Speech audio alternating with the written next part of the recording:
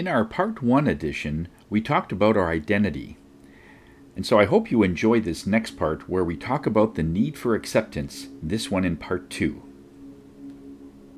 In my early years, when I looked at various dining companies, I used to sell furniture through my store.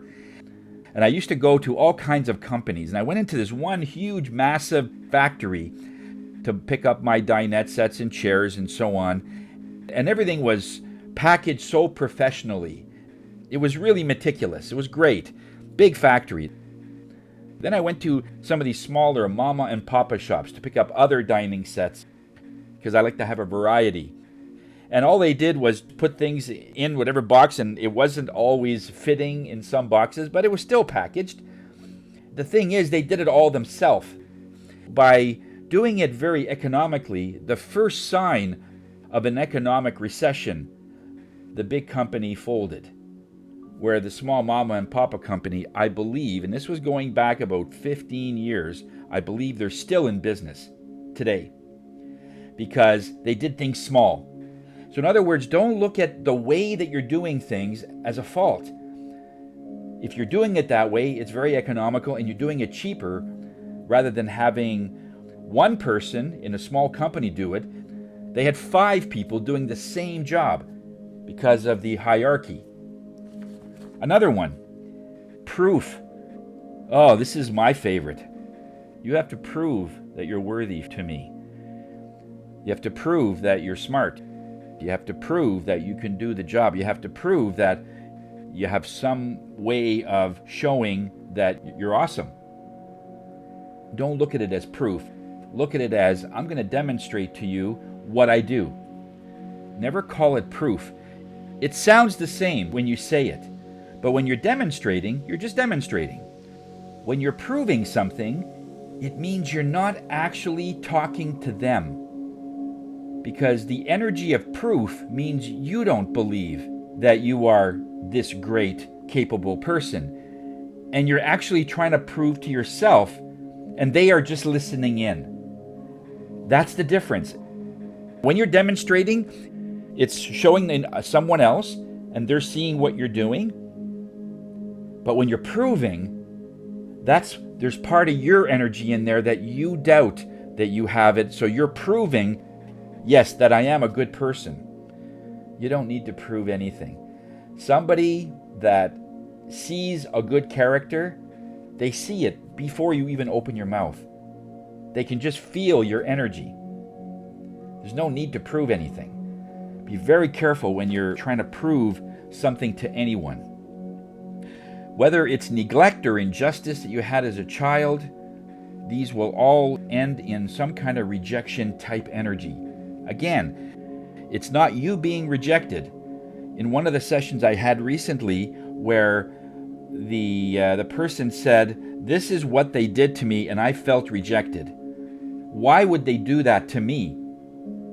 Spirit says, hold on. They didn't do it to you. If you wouldn't have been there and somebody else would have taken your place, they would have done that same thing to them. So in other words, it is not you. You were there. It's like collateral damage. You're there. It's nothing about you. So be very careful when you say the words. But it's only words. It's not that big of a deal. But words are very important because it sets the stage for how you're looking at yourself. And when you really are very meticulous at how you say something, it makes it so that energy really can't nudge its way in. Really, it's all about ego. If you feel you have to be recognized, or if you feel that you were injustice and you should have been treated better, that is all ego. Those are things that other people see in you, and for whatever reason, one of the definitions is they didn't see this quality in you. They weren't looking for it. Somebody who thinks that they are not enough will always think that everyone is not enough, and they have to work so much harder to prove that they can do the job. Shame is when we don't like what we see because it doesn't fit into what other people are asking. Like the simple different vocabulary when we say, the world is rejecting me. Or you could say, I was in this particular time and place, and I was involved in a rejection. It sounds different, doesn't it? But it's a vastly different vibration when you're in there and they rejected you for whatever reason. A father that never visits his son for whatever reason. I have a clip from Prince of Bel-Air. Will Smith starred in that particular sitcom. And there was a point in there that he was living with his uncle. He's now 15 years old, and he's never seen his biological father. Never came to any of his birthday parties, not even a card. He just left at a very early age. Don't even remember him. Do you see the words that he used?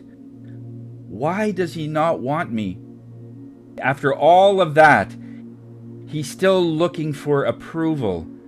So you can really understand when you ask the questions, why does he not want me?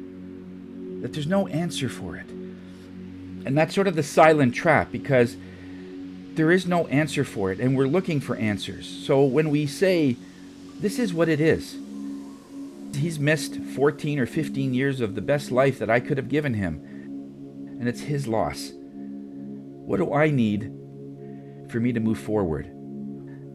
And Spirit will always have answers for those kinds of questions.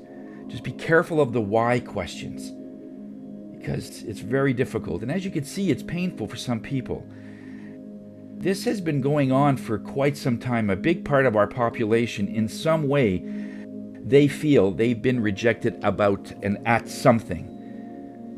From when you were growing up, there must have been some time when you felt that you were ostracized, or you were taken off to one side, or you weren't picked for the baseball team or the basketball team, or you tried to ask somebody to go to a prom, and heaven forbid if they said, no, I already have a date, or no, I don't want to go. You feel that there's something wrong with you. What happens to that is we take what we feel is rejection, and we go to the point where we stop talking. When we stop talking, all of a sudden there's stagnation comes in. Then we don't want to apply for a better job because fear that we might get turned down for it. We don't want to get into business for fear that we're going to fail. We don't want to get married for fear we're going to get divorced. But do you see what happens? It affects your whole life. And we know that when you keep up and when you persevere ahead and don't look at what you feel is being rejected or the failures you go along the way, that eventually you will find your dream coach, you'll find your dream spouse, you'll find your dream home. And it's all going to come because you had the faith to keep going.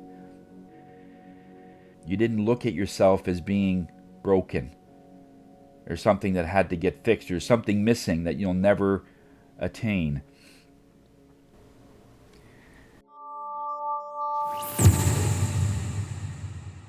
And don't forget to check out part 3, where we talk about the word no and what it means when it comes to rejections when you get so many no's.